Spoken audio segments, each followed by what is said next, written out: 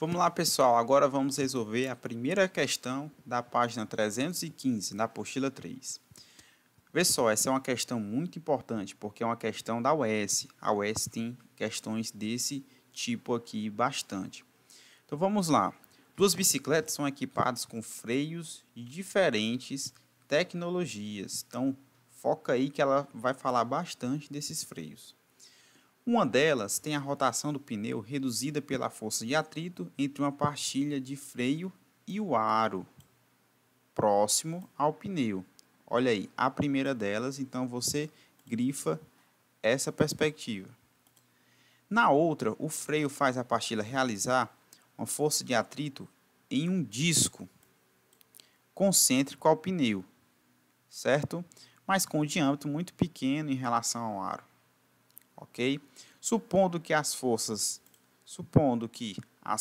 de atrito sejam de mesma intensidade nos dois sistemas, é correto afirmar que o torque sobre o aro, que ele chama de um tal aro, é a letra grega que parece um T, né, mas na realidade é um tal, que ele está simbolizando o torque, e sobre o disco, que ele chama de tal disco, tem a seguinte relação, e a relação ele pede exatamente para que você diga quem é maior e quem é menor.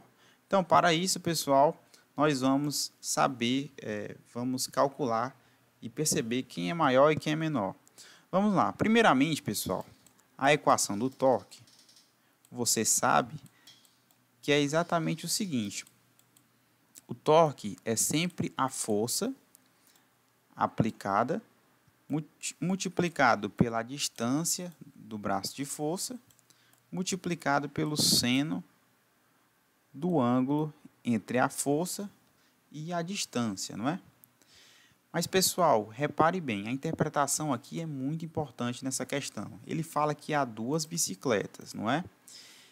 E ele está falando de freios.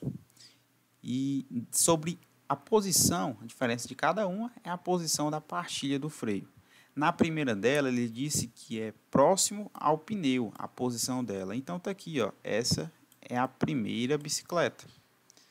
Está aqui a posição da pastilha de freio. Na segunda delas, ele disse que a posição dela já é próxima a um disco concêntrico ao aro, ou seja, tem o mesmo centro do aro, só que ele é bem menor que o aro, ou seja, é um discozinho que surge junto com o aro, mas ele é menor, ou seja, ele vai ser realmente mais próximo do aro. Então, preste bastante atenção e tenha muito cuidado na sua prova, pessoal. Essa é uma questão de interpretação. E repare, pessoal, ele diz que, como o disco, né, quem é a força que vai frear a bicicleta e exercer o torque é exatamente a força de atrito. Ele fala na questão e é possível você deduzir. Mas, pessoal, para você responder bem essa questão, você precisa notar um determinado assunto, que é o seguinte. Repare, a gente sabe que quanto maior a força, maior será o torque, mas quanto maior a distância, também maior será o nosso torque que irá produzir, certo? A distância do ponto de apoio, não é verdade? O ponto de apoio, no caso, é essa bolinha. Então, vamos analisar bem isso aqui. Olha a distância da primeira situação, primeira bicicleta, e olha a distância da segunda. Qual vai ser maior? Pessoal, se isso aqui é a distância do 1, né? E aqui é a distância do 2.